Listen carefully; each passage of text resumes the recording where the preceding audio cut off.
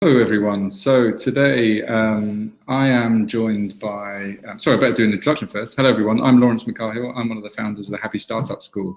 And yeah, we're creating a global community of purpose-driven entrepreneurs that want to do things differently and believe there's more to business and life than making money. And we are doing a series of Q&As with inspirational founders from around the world and thought leaders who also challenge conventional thinking. So today I'm joined by Gustavo Tanaka, who's based in Sao Paulo in Brazil, or São Paulo, I believe, in Brazil. And yeah, we come into contact with Gustavo's work in the last few months and just love what he's talking about. So welcome to us today, Gustavo. Hi, Lawrence. Thanks a lot for the invitation. Hello, guys. It's a really good pleasure to be here. So Gustavo is an author, entrepreneur, and is, I think, on a journey himself to create different models of how we live, how we work, and also, you know, how we can all be part of that, not just sort of follow the traditional path. So first off, Gustavo, I just wanted to, for those that haven't read the post that we came across, which I can imagine got a lot of people in the English world coming in contact with your work, because I know you write a lot in Portuguese, but one of the things that interested in this post that you wrote, which is really looking into the future of not even just the future, what's happening now, but what we see as the future trends of how we live, is the kind of topics you covered, really. Everything from how the employment model is changing, the way we do business and entrepreneurship is viewed, as well as, you know, the collaborative economy and all sorts of other stuff around education too. So curious to know how that post came about and, you know, what drove that for you personally, but also why you think it's important for other people to be aware of this new landscape that you see. Okay. Well, I started to write this post after I started getting to know lots of people here in Brazil that were working in different movements to create a better world. So lots of entrepreneurs that were starting activities of new models of entrepreneurship. I started to get to know people on unschooling movements, people with spiritual awakening paths and all the stuff. And as I met all these people, I realized that there was something that was different that was happening. And it was not on TV. Like nobody could see this information on TV or read in the news. So I decided to write this article to share some of these movements that I started to notice. And I called it "There's Something Extraordinary Happening in the World." And it was amazing to see how many people connected to that. And do you think that, I mean, a lot of people, if they see the news, it's very negative, right? So, I mean, I also write about some of this stuff about good news doesn't always sell newspapers or sell adverts on TV. Yeah. So do you think that's part of the problem, is that we're kind of warm to, well, not necessarily warm, get attracted to things that almost scare us a bit, whereas this sounds like a very positive look of how things could work. Yeah, totally. Media is not interested on selling positive news because I think our brain is kind of programmed to notice more bad news. It's like, I think it's like a survival mechanism from our ancient primitive ancestors, and so like they tend to talk a little bit more about what's bad and not what's good or what's happening, good things. So obviously they want to sell more. They want to get audience. So it's better to say bad news and things that are making people scared. Yeah. And I saw that this is one of the most, well, this post that you wrote was one of the most popular articles on Medium last year. So I can imagine a lot must have changed for you after people came in contact with this post in particular. Is that a fair assumption? Yeah. It was actually something that I was not expecting. I just wanted to share my ideas to the small audience I had at the time. And at the moment I wrote this article, people started to share. It was people liking and sharing and adding me on Facebook, and I didn't know how to handle that. So in a few hours, were hundreds of people adding me on Facebook and sending me messages. I didn't know what to do with that. Then I started allowing and I started to add these people. And as I added these people, everybody started to send me messages saying that they thought they were extraterrestrials till then, because they thought that they were the only ones that believed that. And now they were saying many people connecting and saying that they believe the same thing. So it was really amazing to see how many people resonated with this article, and it was something that I was not expecting. But it was really nice because it kind of skyrocketed all my projects, and it gave me a lot of opportunities that I'm having till now.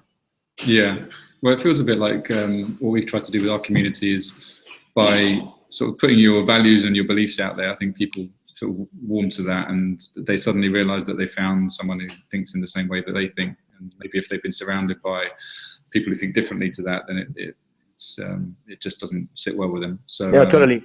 I think that ideas are much more valuable than your CV, you know, than what the things that you've done in your life, like where you studied, where you work. Because after I wrote this article, many people started to connect with me and sending me projects and wanting to work with me without even knowing who I was and what things I've done in my past. So I could totally understand that ideas are much more important than what you believe, and what you do in your life is much more important than what you have done in the past. Mm.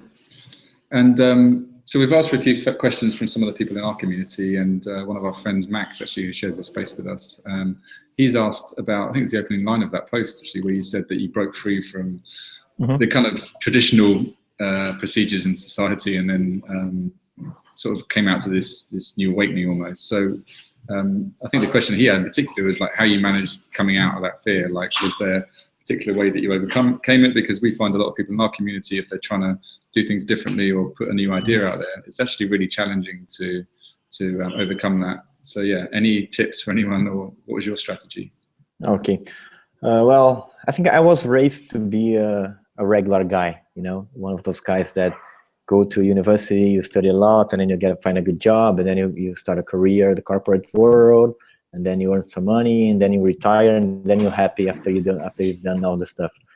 But then I started to see that these things were not making me any happier, and I started to go as an entrepreneur. I started to create my own business, but I've always tried to follow some other people's steps. You know, I was reading books to trying to replicate routines of successful people that I admired.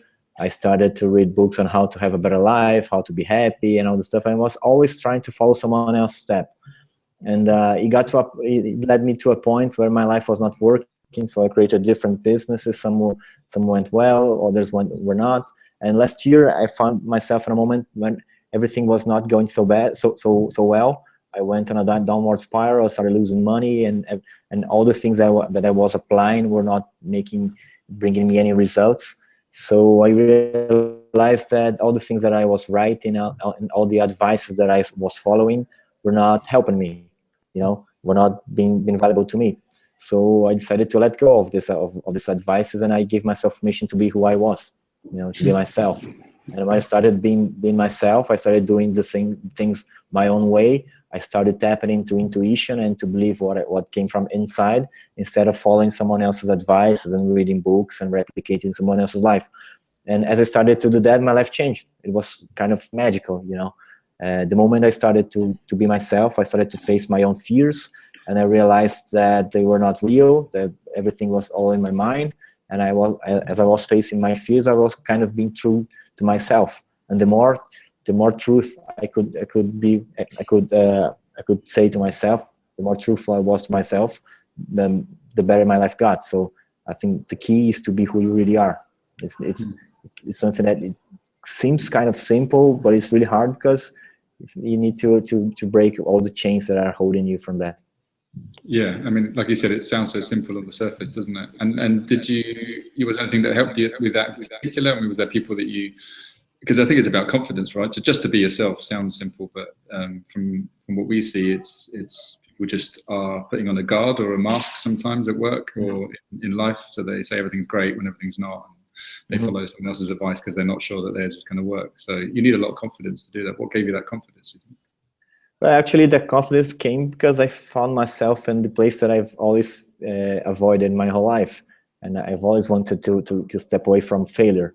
And I think at that moment in my life, I was facing that failure because I had lost all my money. I went into debt. My business was not growing, so I had nothing left, you know.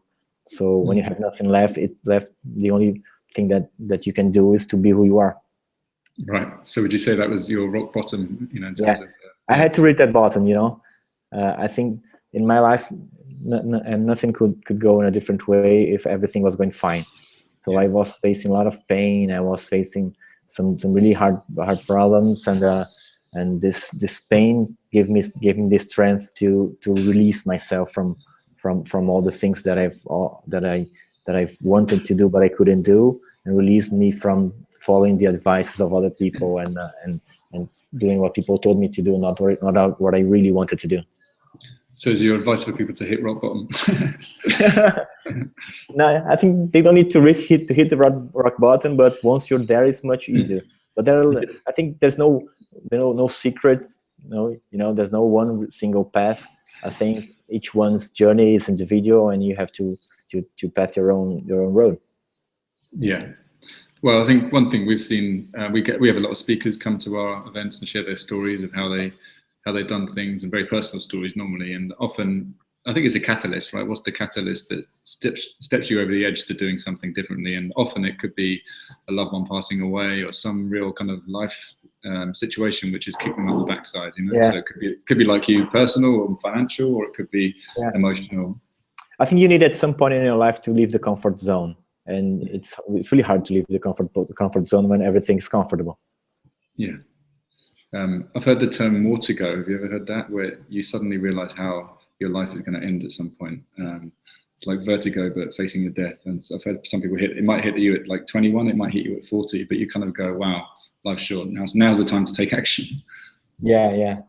For me, it was just like that, because I've at some point in my life, I started reading self-help books and spirituality books and self-development, and I thought that I could understand life. I thought that I knew all the principles that could lead me to success.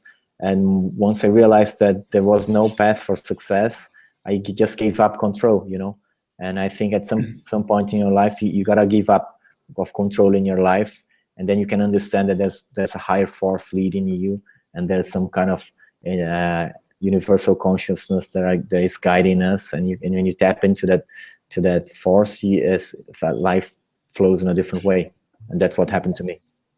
Sounds very zen. There's a great book called Fuck It. I don't know if you've heard of it. Fuck it. Yeah, and it says the ultimate spiritual way, and basically it's every chapter in the book is about different aspects of your life and how you've got to say that to pretty much all of it. So it sounds very similar to your approach. Just let go. Yeah, exactly. Awesome. And in terms of, what this means for you. So in terms of, particularly around business, because you've said that you've tried things, you followed the advice, you tried to do things a certain way, things didn't work out, business wasn't going great. In terms of how that affected how you approach, how you build your businesses now, what changed for you? Okay. After that, the third business I started was not going well. I started to do it in a different way, because at that moment I was trying to look for investors. I was trying to get funded, and I couldn't get money from investors because I didn't have a team, and I couldn't have a team because I didn't have money, and I couldn't have the money because I didn't have team, so I was trapped, And so I realized that maybe I didn't need that money. Maybe I could just build a team and get people together without hiring them as my employees, but sharing everything equally with the people that started joining me. So I started to build a team based on that premise that no one is better than the other one. And I invited some friends and said, okay, I got the startup that I created. I'm the owner of the startup. I invested all my money. But from now on, I don't want the startup to be mine. I want this to belong to everybody, and we're going to share everything equally. And each one is going to decide in what project is going to work on, and how many hours you're going to work, where you want to work from. If you want to go to the office or you want to work from your place, you can choose what time are you going to work. And based on these premises, we started to get people together, and we call this movement, this system, open business, because everybody's free to choose how they're going to get involved, and everybody is the same, so it's totally horizontal. So in a few months, I think in 3 months, I started to get people together, and I got 20 people together, and from developers, designers, filmmakers, people from different areas, based on one like complementary skills, So I invited people to do things that I couldn't do, and things that the other people that were working with us couldn't do as well. So we were trying to build a team using different skills. So it sounds very utopian almost in terms of very flat structure, you know, no sort of control, you know. How's that panned out? What is it, a few months into this experiment? Yeah, at the beginning I thought that people were going to say that I was crazy, that this was utopian and it was impossible to work. But then I realized that other people also believed in that model, and also some people said that they dreamed the same dream, you know. Then I realized it was something that was really a huge discovery. I found myself that my dream is someone else's dream. So if your dream is someone else's dream as well, you just need to connect and you need to find a way so that you can cooperate with each other. So the moment I realized that, I started to go and look for the people that dream the same thing that I was also dreaming. So we started to create a business based on trust and based on people that share the same values. We started to create different projects. At the beginning was a startup based on was a content website so that we could share some ideas on healthy eating and all the stuff. But then it started evolving to different projects, different startups, offline projects, events. So we do many things at the same time, and it's been really challenging because it's really hard to create this horizontal structure because our paradigms are, you know, our beliefs are based on different things that we learn of leadership, and we also have our ego that wants to be better than the other. So it's like all the time we are facing some things that we need to transform in ourselves. So it's been really challenging. And it feels like, I mean, I was chatting to my co-founder here before. We were talking about a lot of these self-organized structures. So there's a company called Buurtzorg in Netherlands. We've got I think 10,000 nurses in there as their employees, and they have a very kind of flat structure, holacracy-like structure, and very little middle management. But there's still some level of, I don't even think it's control. We were talking about it more as curation, as in like there's someone who's holding that vision. There's still a very strong founder behind it who's kind of kickstarted this thing, even though there's, you know, very little micromanagement, let's call it. There's still kind of the overall vision of creating this thing. So do you think that's important for you to still hold that vision, or have you just let go and let go of that ego, as you said? I think it's a process of opening up a little bit, and then you close a little bit, and then you open, then you close. So like the breathing movement, you know, because sometimes I want to let go of everything and just leave everything happen, and sometimes I feel that we need to get a little bit of control, and then we let go again, and we got different leaderships coming out now and then. So one moment I can be the leader, and then the other moment I'm not leader anymore, and then you can be the leader. So we got this. We're mostly most of the time observing what's emerging, you know, and trying to follow that and try to follow that flow instead of deciding how things should be and close the field of possibilities, you know. Because once we define that one thing should be like this and should be like that, we're not open for the possibilities. So I think it's a way of doing things in a different way. But I think the key thing to all this, like you said, is having people who get it and get each other. So there's some common purpose or set of values that ties everyone together, because without that would be probably impossible. Yeah, totally. Yeah. Some people come and they plug into our network, and they can really understand everything like so easily.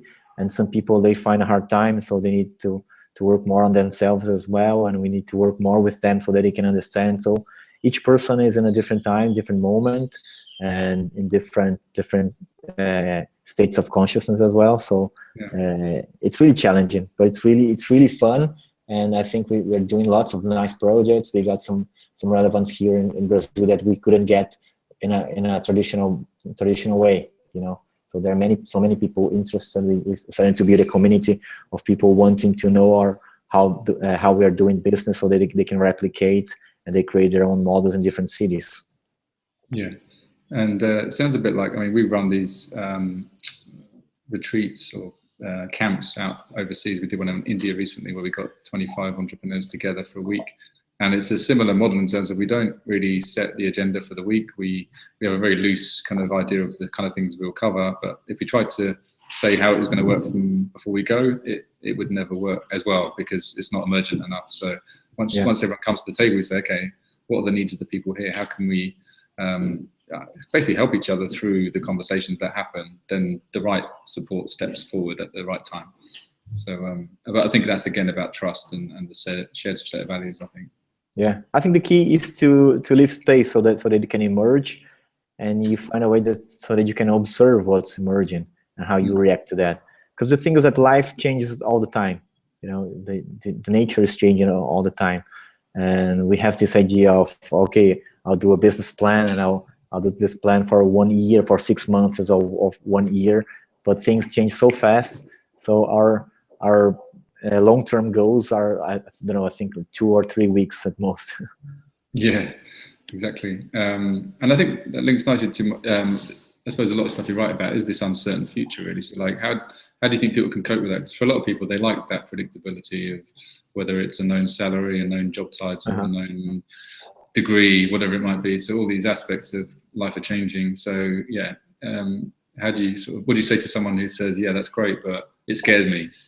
Yeah, I think the world's changing, and the structure is not working for us anymore.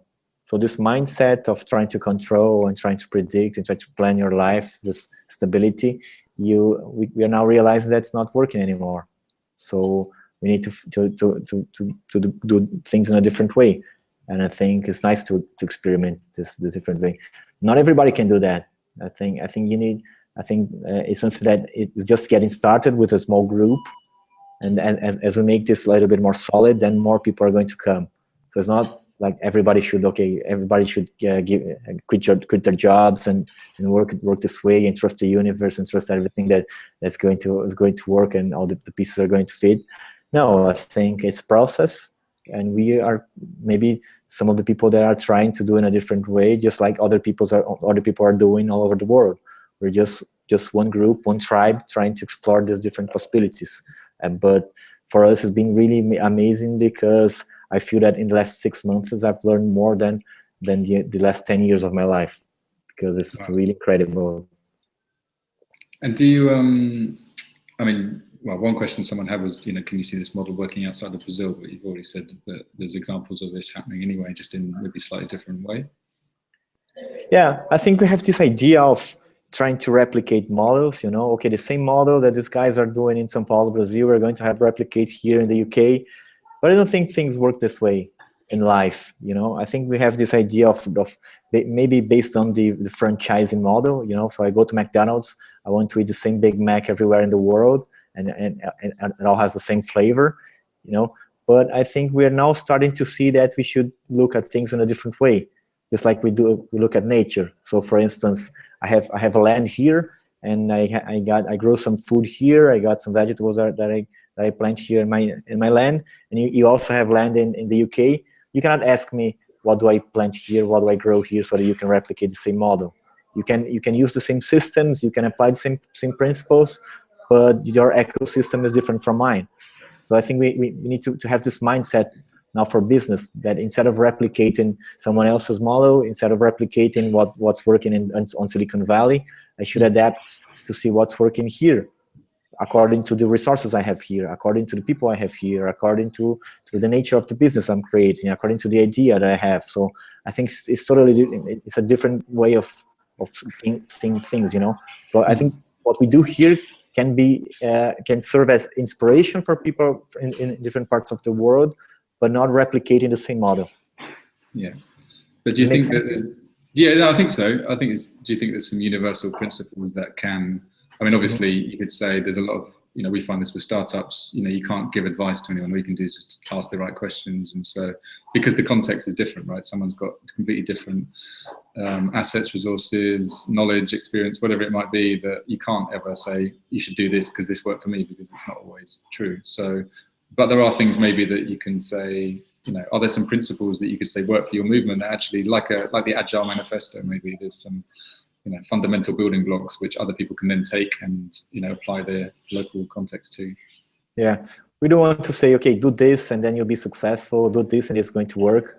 We just say, okay, we are doing this and these are the results that we are having, and you can try to do the same way. We want to be open and to be transparent, so that everybody can follow what we're doing, the mistakes we're making, and the things that are going right as well. but talking about us and about our experience, and not trying to evangelize people so that they can follow the same thing that we do. Okay, and the I suppose the question that's probably on a lot of people's lips is, this sounds great from a team point of view, from a holistic point of view in terms of building great products and services and businesses, but I can imagine when money comes in, that's always an interesting one. So how have you tackled that, and has that been a challenge for you to distribute that at an early stage when everyone's doing, some people are probably doing very little and some people are probably doing a lot? Well, I think it's all about talking and having conversations, so that you can find a way that everybody gets comfortable. Because here we got people that are working full time. We're now 26 people here. Okay, so you got people that are working full time, and there are people that are not working full time. So people that are working, I don't know, once or two times a week. So we at first we created this agreement so that we created 3 scales of time, so that people could be comfortable when sharing money. But we are now evolving this model, and it's now more based on what's more important for the group, and having this consciousness of trying to give money to people that need more than I do, for instance, so that we can make this thing happen. You know, we started the first 6 months is working with no revenues, because we're a startup, so we're just putting our efforts, and now we're starting to make revenues, and we're starting to create different models for sharing money. Okay, and this is Baobab Lab, is it? The actual name of the venture, yeah. Yeah.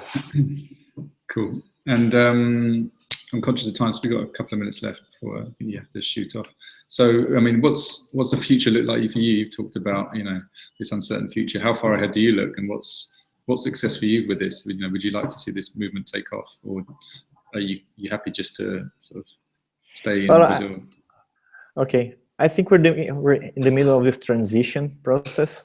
So we realized that all the structures we created are not working anymore.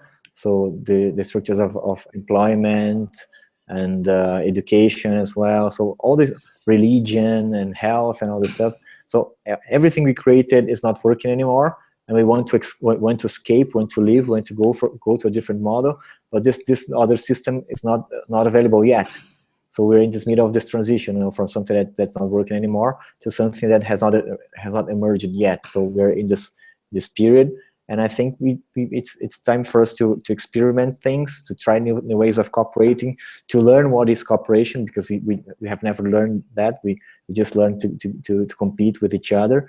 So it's time for us to explore how collaboration works, to connect in a different way, to do things in a different way, and we don't know what's going to happen. The idea I have is that if we can prove this system to be really profitable, then the young people that are arriving at the market, that are getting to the market and starting to work, get into the workforce now, they can choose either they're going to work on an open business so that they can be the same as everybody else and do what they want with the freedom of choosing how they're going to work, or they're going to work for IBM on a 9 to 5 work. I think it's going to be like ridiculous to compare with these 2 opportunities. And once this happens, I think many other people are going to start business like this, trying to create this open business structures, and we can make it grow. And as we do we get we get the ability to create businesses, create things that can change our world and improve our society. And this is, I think the world is already changing. We're just being part of this.